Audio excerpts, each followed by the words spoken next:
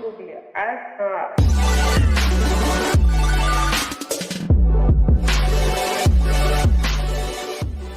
Hey, what's going on, guys? It is the SMT. Thank you for tuning in to watch this edition of the channel. Today we take a look at what's going on with Sprint with their quarter earnings report, and all the numbers, all the figures here, and then all the breakdown. So before I get going with today's video, big shout out to the patrons over on Patreon.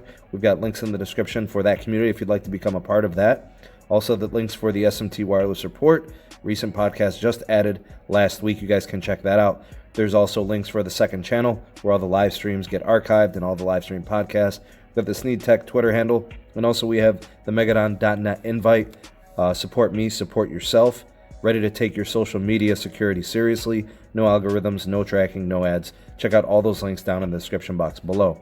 Anyways, to take a look at the actual results from the quarter for Sprint. Sprint recorded for quarter 3 of 2019. They always kind of report differently than the other major carriers. So we have the net losses at $120 million. They did report 494,000 postpaid net adds. In terms of total postpaid losses in customers, it was 115,000 in postpaid and then 174,000 in prepaid. Postpaid churn was at 1.98. That's a higher number than 1.87 from last quarter. So obviously that churn should be low. You want that as low as possible. Sprint actually had a higher churn rate postpaid this quarter than last. Their prepaid churn actually down a bit. Instead of or coming off of a 4.94 quarter 2, they came in at 4.92. Still very, very high. Anyways, their stock value has been dropping pretty much all day. It's down to 4.70 to show you what type of confidence that the market has for them. The ARPU for the company actually was steady. Network performance appears to be up. Lots of metrics indicating that, which is awesome. Obviously, they haven't been doing meetings on the earnings reports. They've been just doing these release statements, just press releases. I mean, they're all in on the merger. Nobody's really, wanting to congregate and meet under these terms. So CEO Michael Combs, he just announced everything in the press release. He wanted to continue to thank and celebrate the Sprint employees for their continued hard work.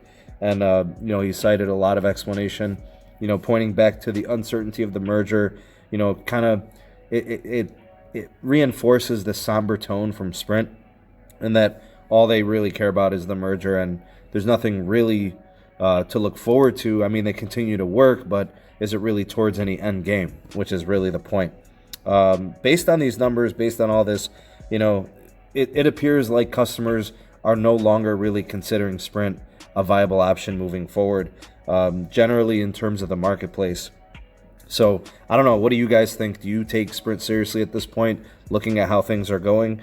Also, I think about what would it take for Sprint to kind of come back from all this as a standalone company? It's one of those things. I don't like to rag on Sprint. It's one of those situations. These are bad quarters, and we just report on them because it's part of the wireless landscape. Now we are expecting some news from AT&T. I think Wednesday we'll be getting their quarterly report. And then Verizon on Thursday. T-Mobile, I think we're getting at some point in February. If history repeats itself, we should be getting it somewhere week 2 of February from T-Mobile. So we'll wait and see what happens there.